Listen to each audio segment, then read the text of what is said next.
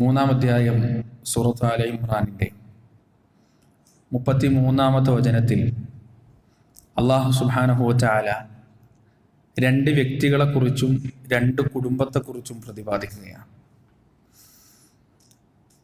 ഇന്നല്ലാഹ അസ്തഫ, നിശ്ചയം അല്ലാഹു തെരഞ്ഞെടുത്തിരിക്കുന്നു, ആദമ വനൂഹ, ആദമിനെയും നൂഹിനെയും, രണ്ട് വ്യക്തികൾ.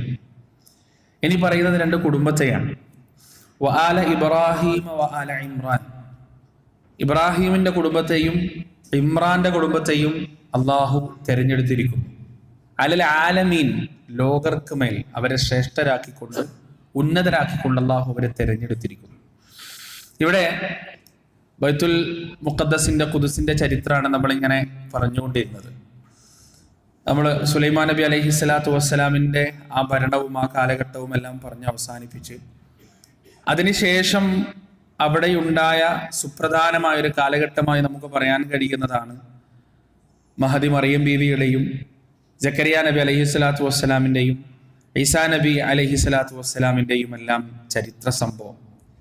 എന്തുകൊണ്ടും നമ്മുടെ സഹോദര സമുദായം ഈസാ നബി ജനിച്ചു എന്ന് പറഞ്ഞുകൊണ്ട് ചില ആഘോഷങ്ങൾ നടത്തുന്ന ഒരു പ്രത്യേക സന്ദർഭമായതുകൊണ്ട് തന്നെ ഈ വിഷയത്തിന് കൂടുതൽ പ്രസക്തിയും പ്രാധാന്യവുമുണ്ട്. ഇവിടെ അള്ളാഹു പറഞ്ഞ നിങ്ങൾ ശ്രദ്ധിക്ക്, രണ്ട് കുടുംബത്തെയും രണ്ട് വ്യക്തികളെയും അള്ളാഹു തെരഞ്ഞെടുത്തു എന്നാണ്. പലപ്പോഴും ചിലപ്പോ അള്ളാഹു വ്യക്തികളെ മാത്രമായിരിക്കും തിരഞ്ഞെടുക്കുക. നമ്മുടെ കുടുംബത്തിൽ ഗ്രഹനാഥം നല്ലോണം നിസ്കരിക്കുന്ന ആളായിരിക്കും, നല്ല തൗഹീദുള്ള ആളായിരിക്കും, നല്ല തഖ്വയുള്ള ആളായിരിക്കും. പക്ഷെ മക്കളും ഭാര്യയും 5 വയസ്സൊക്കെ കൊള്ളൂല, അവർക്കൊരു തഖ്വ ഉണ്ടാവില്ല, ദീനുമായിട്ടൊരു ബന്ധം ഉണ്ടാവില്ല. അങ്ങനെ ഒറ്റയാനായി സഞ്ചരിക്കുന്ന പല ആളുകളെയും നമുക്ക് കാണാൻ സാധിക്കും. എന്നാൽ ചില ആളുകളെ അള്ളാഹു കുടുംബത്തോടെ തിരഞ്ഞെടുക്കും. ആ കുടുംബത്തിലെ ഉപ്പയും ഉമ്മയും മക്കളും എല്ലാം അള്ളാഹുവിനെ വഴിപ്പെട്ടുകൊണ്ട് തഖ്വയോടെ, ഇഖ്ലാസോടെ, ഖുശൂഅോടെ, പൂർവോപരി തൗഹീദിലും സുന്നത്തിലും ജീവിക്കുന്ന സുന്ദരമായ കാഴ്ചകൾ നമുക്ക് കാണാൻ കഴിയും. യഥാർത്ഥത്തിൽ വലിയ ഭാഗ്യം അതാണ്, വലിയ ഭാഗ്യമാണത്. സ്വന്തം ഭാര്യ ആദർശത്തിന്റെ വിഷയത്തിൽ കൂടെ ഉണ്ടാവുക, സ്വന്തം കുടുംബം ദീനിനനുസരിച്ച് നമ്മുടെ കൂടെ സഞ്ചരിക്കുക എന്നതിനേക്കാൾ വലിയ ഭാഗ്യം നമുക്ക് കിട്ടാനില്ല. ഈ രണ്ട് വ്യക്തികളെ കുറിച്ചും രണ്ട് കുടുംബത്തെ കുറിച്ചും പറഞ്ഞിട്ട് അതിൽ ഒരു കുടുംബത്തിന്റെ ചരിത്രമാണ് പിന്നീട് അല്ലാഹു സുബ്ഹാനഹു വ തആല വിവരിക്കുന്നത്. 35, 36, 37 തുടങ്ങുന്ന ആയത്തുകളിലൂടെ, ആല ഇമ്രാനിന്റെ ആയത്തുകളിലൂടെ അള്ളാഹു വിശദീകരിക്കുന്നത് അതിൽ രണ്ടാമത് പറയപ്പെട്ട കുടുംബത്തിന്റെ ചരിത്രമാണ്. ഏതാണ് രണ്ടാമത് പറയപ്പെട്ട കുടുംബം? ആല ഇമ്രാന്റെ ചരിത്രമാണ്. ആ കുടുംബത്തിന്റെ ചരിത്രം പറയുമ്പോൾ ഇമ്രാനെ കുറിച്ചല്ല അള്ളാഹു സംസാരിക്കുന്നത്, പിന്നെ ഇമ്രാന്റെ ഭാര്യയെ കുറിച്ചാണ് സംസാരിക്കുന്നത്. ഇമ്രാന്റെ ഭാര്യയുടെ ചില സംസാരങ്ങളും ചില നേർച്ചകളെ കുറിച്ചെല്ലാമാണ് അള്ളാഹു സംസാരിക്കുന്നത്. നിങ്ങൾ നോക്ക്, 35-ാമത്തെ ആയത്തിൽ അള്ളാഹു പറയാണ്, ഇത് ഖാലത്ത് ഇംറഅതു ഇമ്രാൻ, ഇമ്രാന്റെ ഭാര്യ, ഇമ്രാന്റെ പ്രിയ സഖി പറഞ്ഞ സന്ദർഭം, റബ്ബി, എന്റെ രക്ഷിതാവേ, ഇന്നി നദർതു ലക മാ ഫീ ബത്നി മുഹററ, ഞാനിതാ ഗർഭിണിയാണ്, എന്റെ വയറ്റിൽ ജീവന്റെ നാമ്പ് മുളച്ചിരിക്കുന്നു, ഞാൻ എന്റെ വയറ്റിലുള്ള കുഞ്ഞിനെ നിനക്ക് നേർച്ച നേർന്നിരിക്കുകയാണ്. സ്വതന്ത്രമായി കൊണ്ട് നിന്റെ ഖുദ്സിന്റെ ഭൂമിയിൽ ബൈത്തുൽ മുഖദ്ദസിൽ അവിടെ വരുന്ന അതിഥികളെ ശുശ്രൂഷിക്കാനും സേവിക്കാനും വേണ്ടി ഒരു സേവകനായിക്കൊണ്ട് എന്റെ വയറ്റിലുള്ള കുഞ്ഞിനെ ഞാനിതാ റബ്ബേ നേർച്ച നേർന്നിരിക്കുന്നു എന്ന് പറയുമ്പോ ഇമ്രാന്റെ കുടുംബത്തെ അള്ളാഹു തെരഞ്ഞെടുത്തിരിക്കുന്നു എന്ന് പറഞ്ഞതിന്റെ അർത്ഥം എന്താണെന്ന് കൃത്യമായി നമുക്കിവിടെ മനസ്സിലാവും. വയറ്റൊരു കുട്ടി ഉണ്ടാവുമ്പോ നമ്മുടെ നാട്ടിലെ സാധാരണഗതിയിലുള്ള ഉമ്മമാർ എന്താണ് വിചാരിക്കുക? എന്റെ മോൻ വലുതായാൽ ഇന്ന സ്കൂളിൽ പഠിപ്പിക്കണം, ഇന്ന കോളേജ് പഠിപ്പിക്കണം, ഇന്ന കോഴ്സ് പഠിപ്പിക്കണം, ഇന്ന പ്രൊഫഷൻ ആക്കണം, ലോകം മുഴുവൻ അറിയപ്പെടണം. അങ്ങനെയുള്ള ചിന്തകൾ, ദുനിയാവിൽ അധിഷ്ഠിതമായ, ദുനിയാവുമായി ബന്ധപ്പെട്ട ഒരുപാട് ചിന്തകൾ ഉമ്മമാരുടെ മനസ്സിലുണ്ടാവും. ഇവിടെ ഇമ്രാന്റെ ഭാര്യയുടെ മനസ്സിൽ ദുനിയാവുമായി ബന്ധപ്പെട്ട യാതൊരു ചിന്തയുമില്ല. അവർ പറയുന്നത് എന്താണ്? നദർതു ലക മാ ഫീ ബത്നി മുഹററ, പടച്ചോനെ, എന്റെ വയറ്റിലുള്ളത് എന്തായാലും അതിതാ ഞാൻ നിനക്ക് സ്വതന്ത്രമായി കൊണ്ട് നേർച്ച നേർന്നിരിക്കുന്നു റബ്ബേ. എന്നിട്ട് അവർ പറയാൻ, ഫതഖബ്ബൽ മിന്നി, എന്നിൽ നിന്ന് നീ ഇത് സ്വീകരിക്കണം, ഇന്നക അൻതസ് സമീഉൽ അലീം, നീ എല്ലാം കേൾക്കുന്നവനും എല്ലാം അറിയുന്നവനുമാണ്. തുടർന്ന് അവർ പ്രസവിക്കുകയാണ്. പ്രസവിച്ചപ്പോ അവരാഗ്രഹിച്ചത് ഒരു ആൺകുട്ടിയെയാണ്, പക്ഷെ അള്ളാഹു കൊടുത്തത് ഒരു പെൺകുട്ടിയെയാണ്. ആ പെൺകുട്ടിയെ നോക്കിക്കൊണ്ട് അവർ പറയുകയാണ്, ഇന്നി സമ്മൈതുഹാ മറിയം, അള്ളാഹുവേ, എന്റെ പൊന്നുമോൾക്ക് ഞാനിതാ മറിയം എന്ന് പേരിടുകയാണ്. അവിടെയാണ് മഹദി മറിയം ബീവിയുടെ പരിശുദ്ധ ഖുർആനിൽ ഒരു സൂറത്തു തന്നെ അവരുടെ പേരിലുണ്ട്. അള്ളാഹു വലിയ ബഹുമതി നൽകിയ സ്ത്രീയാണവർ. ആ മറിയം ബീവിയുടെ ചരിത്രം ആരംഭിക്കുന്നത് അവിടെയാണ്. എങ്ങനെയാണെന്നറിയോ?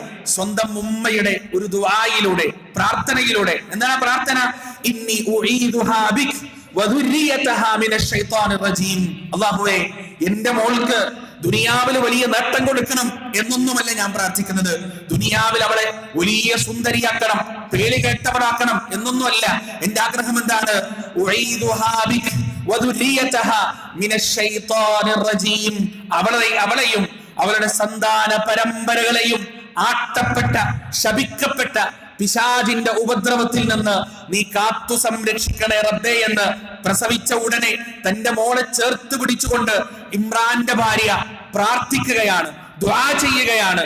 ഒരു ഗൃഹനാഥന് കിട്ടുന്ന, ഒരു ഭർത്താവിന് കിട്ടുന്ന, ഒരു ബാപ്പാക്ക് കിട്ടുന്ന ഏറ്റവും വലിയ സമ്മാനമാണ് പ്രസവവേദനയുടെ ക്ഷീണമകലുന്നതിന്റെ മുന്നേ മോളെ ചേർത്ത് പിടിച്ചുകൊണ്ട് അള്ളാഹുവിന്റെ മുന്നിൽ റബ്ബേ, എന്റെ ഈ മകളെയും അവരുടെ സന്താന പരമ്പരകളെയും പിശാചിന്റെ ഉപദ്രവത്തിൽ നിന്ന് കാത്തു സംരക്ഷിക്കണേ എന്ന് പ്രാർത്ഥിക്കുന്ന ഒരു ഭാര്യ. അള്ളാഹു പറയാൻ ഫതഖബ്ബലഹാ റബ്ബുഹാ ബിഖബൂലിൻ ഹസൻ. ഏറ്റവും നല്ലൊരു സ്വീകരണം അള്ളാഹു സ്വീകരിച്ചു. നല്ല രീതിയിൽ ആ ദുആ, ആ നേർച്ച അള്ളാഹു സ്വീകരിക്കുകയാണ്. എന്നിട്ട് നല്ല രീതിയിൽ മറിയം ബീവിയെ വളർത്തിക്കൊണ്ടുവരികയാണ്. പ്രിയപ്പെട്ടവരെ, നമ്മുടെ ഭാര്യ ഗർഭിണിയാകുമ്പോ, നമ്മൾ ഗർഭിണികളാകുമ്പോ നമ്മൾ അള്ളാഹുവിനോട് പ്രാർത്ഥിക്കേണ്ടത്, അള്ളാഹുവേ, എന്റെ മകളെ നിനക്ക് വഴിപ്പെട്ടവളായി, നിനക്ക് വഴിപ്പെട്ടവനായി ജീവിക്കണേ എന്ന് ആത്മാർത്ഥമായി പ്രാർത്ഥിക്കാൻ നമുക്ക് സാധിക്കണം. എങ്കിൽ ജീവിതത്തിൽ അള്ളാഹു അതിനനുസരിച്ചുള്ള സാഹചര്യം അവർക്കുണ്ടാക്കി കൊടുക്കും. ഈ അടുത്ത കാലത്ത് ഒരു ബാപ്പാന്റെ ഗതികേടിനെ കുറിച്ച് കേൾക്കാനിടയായി. 2 ആൺമക്കളാണുള്ളത്. ബാപ്പാന്റെ മയ്യത്ത് കൊണ്ടുപോകുമ്പോ ഒരു മകൻ ജയിലിന്റെ ഉള്ളിലും മറ്റേ മകൻ മയ്യത്ത് റോഡിലൂടെ കൊണ്ടുപോകുമ്പോ കുടിച്ച് ലക്കുകെട്ട് ആ മയ്യത്തിനെ ഒന്ന് പിന്തുടരാൻ പോലും കഴിയാതെ വഴിവക്കിൽ വീണ് കിടക്കുകയാണ് ഒരു മകൻ. 2 ആൺമക്കൾ മാത്രമേ ആ ബാപ്പാക്കുള്ളൂ. ആ ഉപ്പാന്റെ ഒരു ഗതികേട്, ആ ഉപ്പയുടെ മരണസമയത്തുണ്ടായിരിക്കാനിടയുള്ള മാനസികമായ പ്രയാസത്തിന്റെ അളവത്രയായിരിക്കും. കൃത്യമായി 5 വക്ത് നമസ്കരിക്കുന്ന, വലിയ താടിയുള്ള, നിസ്കാരത്തഴമ്പുള്ള ഒരു മനുഷ്യന്റെ കഥയാണ് ഈ പറയുന്നത്. നമ്മൾ നന്നായത് കൊണ്ട് നമ്മുടെ മക്കൾ നന്നാവണമെന്നില്ല പ്രിയപ്പെട്ടവരെ. ദുആ വേണം ആത്മാർത്ഥമായി. ഹൃദയത്തിന്റെ അന്തരാളങ്ങളിൽ ഉയരുന്ന പ്രാർത്ഥനയിലൂടെ മാത്രമേ, അള്ളാഹുവിന്റെ ഇടപെടലിലൂടെ മാത്രമേ നമ്മുടെ മക്കളെ റബ്ബിന്റെ വഴിയിൽ വരുത്താൻ സാധിക്കുകയുള്ളൂ. അതാണ് മറിയം ബീവി ചെയ്തത്. മറിയം ബീവി പ്രവർത്തിച്ച്, മറിയം ബീവിയുടെ ഉമ്മ ചെയ്തതാണ്.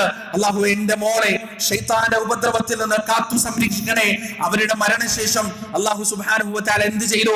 അവരാഗ്രഹിച്ചതുപോലെ, ആശിച്ചതുപോലെ വളരാൻ ആവശ്യമായ സാഹചര്യം മറിയം ബീവിക്ക് ഉണ്ടാക്കി കൊടുത്തു എന്നുള്ളതാണ്. എന്താണ്?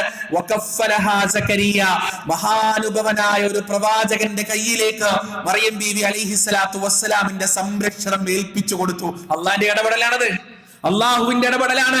അള്ളാഹുവിന് വേണമെങ്കിൽ ആ നാട്ടിലുള്ള ഏതെങ്കിലും ജൂതന്റെ കയ്യിലോ ഏതെങ്കിലും ഒരു പ്രമാണിയുടെ കയ്യിലോ ആണെങ്കിൽ മറിയം ബീവിയുടെ സംരക്ഷണം ഏൽപ്പിച്ചു കൊടുക്കാമായിരുന്നു. പക്ഷേ ഒരു മകളെ പോലെ വളർത്തിയെടുക്കാൻ അള്ളാഹു സംരക്ഷണം ഏൽപ്പിച്ചു കൊടുത്തത് സക്കരിയ നബി അലൈഹിസ്സലാത്തു വസ്സലാം. ആ സക്കരിയ നബിയുടെ തർബിയത്തിൽ, ആ സക്കരിയ നബിയുടെ ഉപദേശത്തിൽ, ആ സക്കരിയ നബിയുടെ അച്ചടക്ക അധ്യാപനത്തിൽ മറിയം ബീവി വളർന്നു.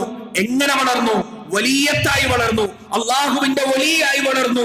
ഉന്നതമായ വിലായത്തിന്റെ പദവികളിൽ, ദറജകളിൽ വിഹരിക്കുന്ന മഹാനുഭവയായി മറിയം ബീവി അലൈഹിസ്സലാത്തു വസ്സലാം വളർന്നു. ഏതുവരെ?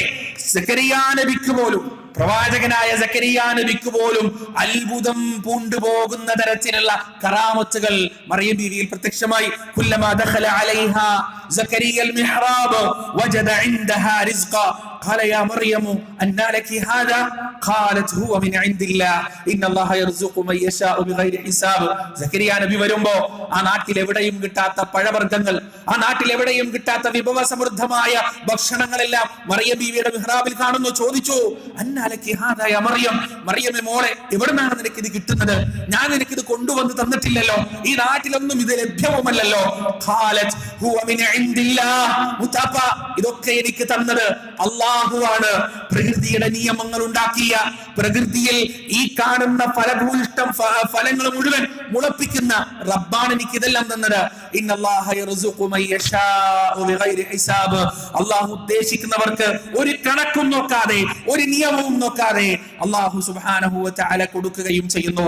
പ്രിയപ്പെട്ടവരെ, അവിടുന്ന് മറിയം ബീവിയുടെ ഭക്തിയിൽ നിന്ന് ഭക്തിയിലേക്ക്, തഖ്വയിൽ നിന്ന് തഖ്വയിലേക്ക്, ഇഖ്ലാസിൽ നിന്ന് ഇഖ്ലാസിലേക്ക് ഓരോ ദിവസവും സഞ്ചരിച്ചു കൊണ്ടിരിക്കുന്ന സുന്ദരമായ ചരിത്രമാണ് പരിശുദ്ധ ഖുർആനിലെ സൂറത്തുൽ മറിയമിന്റെ 16 മുതലുള്ള വചനങ്ങളിൽ അല്ലാഹു സുബ്ഹാനഹു വ തആല നമുക്ക് പറഞ്ഞു തരുന്നത്. അവിടുന്ന് അങ്ങോട്ട് അവർക്കുണ്ടായ വലിയ പരീക്ഷണവും അല്ലാഹു സുബ്ഹാനഹു വ തആല പറയാൻ, വൽകുറു ഫിൽ കിതാബി മറിയം ഇദ് തബദത് മിൻ അഹ്ലിഹാ മകാനൻ ശർഖിയ. വേദഗ്രന്ഥത്തിൽ മറിയമിന്റെ കാര്യവും കൂടി ഓർക്കുക നബിയേ. ഇദ് തബദത് മിൻ അഹ്ലിഹാ മകാനൻ ശർഖിയ, കിഴക്ക് ഭാഗത്തുള്ള ഒരു സ്ഥലത്തേക്ക് അവരുടെ കുടുംബത്തിൽ നിന്നെല്ലാം മാറിക്കൊണ്ട് ആരാധനാ നിമഗ്നയായി അവൾ അങ്ങോട്ട് മാറി നിന്ന സന്ദർഭം. അങ്ങനെ ജനങ്ങളിൽ നിന്ന്, കുടുംബക്കാരിൽ നിന്ന്, ദുനിയാവിന്റെ എല്ലാ സുഖലകളിൽ നിന്നും അവരതാ ഒരു മറ സ്വീകരിക്കുകയാണ്. എന്നിട്ട് ആഖിറത്തിലേക്ക് വേണ്ടി അല്ലാഹുവിന് വേണ്ടി ഇബാദത്ത് ചെയ്തുകൊണ്ട് കഴിഞ്ഞുകൂടുകയാണ്. ആ സമയത്താണ് നമ്മുടെ ഭാഗത്ത് നിന്ന് ജിബ്രീലിനെ ഞാൻ അവളിലേക്ക് അയക്കുന്നത്, മറിയം ബീവിയിലേക്ക് അയക്കുന്നത്.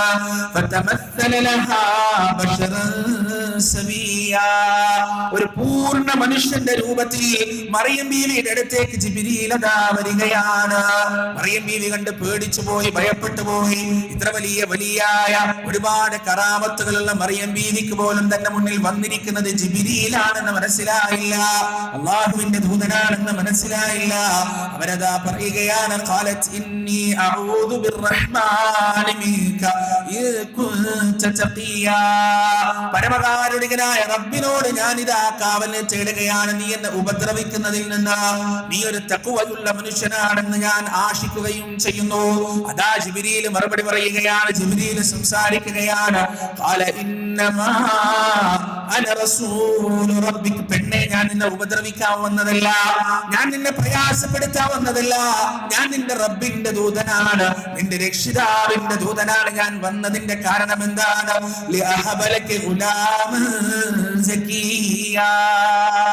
പരിശുദ്ധനായ ഒരു പുത്രന്റെ ജനന വാർത്തയെ കുറിച്ചുള്ള സന്തോഷ വാർത്ത അറിയിക്കുന്നതിന് വേണ്ടിയാണ് ഞാൻ ഈ വന്നിരിക്കുന്നത്. മറിയം ബീവി അത്ഭുതം കൂറുകയാണ്. കാലത്തവർ ചോദിക്കുന്നു, എനിക്കെങ്ങനെയാണ് കുട്ടി ഉണ്ടാകുക? എന്നെ ഒരു പുരുഷനും സ്പർശിച്ചിട്ടില്ല, ഞാൻ ഒരു പുരുഷനുമായി വീഴ്ചയിൽ ഏർപ്പെട്ടിട്ടില്ല. ഞാൻ വഴികേടിലായി സഞ്ചരിച്ചിട്ടുമില്ല, പിന്നെ എങ്ങനെ എനിക്ക് കുട്ടി ഉണ്ടാവാനാണ്? ജിബ്രീൽ അതാ മറുപടി പറയുകയാണ്, ഖാല കദാലിക, കാര്യം അപ്രകാരമാണ്. ഖാല റബ്ബുക ഹുവ അലയ്യ ഹയ്യിൻ, നിന്റെ രക്ഷിതാവിനെ സംബന്ധിച്ചിടത്തോളം ആൺപെൺ സംസർഗമില്ലാതെ ഒരു കുട്ടി ഉണ്ടാവുക എന്നാൽ അതിനിസാരമായ കാര്യമാണ്. വലിനജഅലഹു ആയത്തൻ ലിന്നാസ്, ആ കുട്ടിയെ ജനങ്ങൾക്ക് ദൃഷ്ടാന്തമാക്കുന്നതിന് വേണ്ടിയാണ്.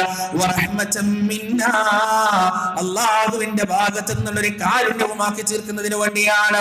വകാന അംറൻ മഖദിയ, ഇത് തീരുമാനിക്കപ്പെട്ട കാര്യമാണ്, ഇത് എഴുതപ്പെട്ട കാര്യമാണ്. ഫഹമലത്ഹു ഫൽതബദത് ബിഹി മകാനൻ ഖസിയാ, അല്ലാഹുവിന്റെ അചഞ്ചലമായ വിധി അവിടെ നടപ്പാക്കപ്പെടുകയാണ്. മറിയം ബീവി ഗർഭം ധരിക്കുകയാണ്. ഒരാണിന്റെ സ്പർശമില്ലാതെ, ലൈംഗിക വീഴ്ചയില്ലാതെ, ബീജം ഗർഭപാത്രത്തിലേക്ക് കടന്നു പോകാതെ മറിയം ബീവി അതാ ഗർഭം ധരിക്കുകയാണ്. അങ്ങനെ സ്വാഭാവികമായി ഭർത്താവില്ലാത്തൊരു പെണ്ണ് ഗർഭം ധരിച്ചാൽ എന്താണ് സംഭവിക്കുക? ആളുകൾ വ്യഭിചാരം ആരോപിക്കും. ആളുകൾ ഈ പറയുന്ന അത്ഭുതങ്ങളൊന്നും സമ്മതിക്കണമെന്നില്ല, വിശ്വസിക്കണമെന്നില്ല. അതുകൊണ്ട് അപമാനം ഭയന്നുകൊണ്ട് മറിയം ബീവി അതാ താനാ നിന്നിരുന്ന സ്ഥലത്തിൽ നിന്ന് ദൂരെ ഒരു സ്ഥലത്തേക്ക്, ബത്ലഹേം എന്ന് പറയുന്ന പ്രദേശത്തേക്ക്, ബൈബിളിന്റെ അടിസ്ഥാനത്തിൽ ബത്ലഹേം എന്ന് പറയുന്ന പ്രദേശത്തേക്ക് അവരതാ മാറി താമസിക്കുകയാണ്. അങ്ങനെ അവിടെ കഴിഞ്ഞുകൂടുകയാണ്. ഗർഭത്തിന്റെ ഓരോ കാലഘട്ടത്തിലും മറിയം ബീവി ഒറ്റക്കാണ്. സാന്ത്വനിപ്പിക്കാൻ ഒരാളില്ല, സമാധാനിപ്പിക്കാൻ ഒരാൾ ഒരാളില്ല, സങ്കടം പറയാൻ ഒരാളില്ല. അവരങ്ങനെ ഒറ്റയ്ക്ക് കഴിഞ്ഞുകൂടുകയാണ്. അവസാനം പ്രസവത്തിന്റെ വേദന വന്നെത്തുകയാണ്, ദിവസം വന്നെത്തുകയാണ്.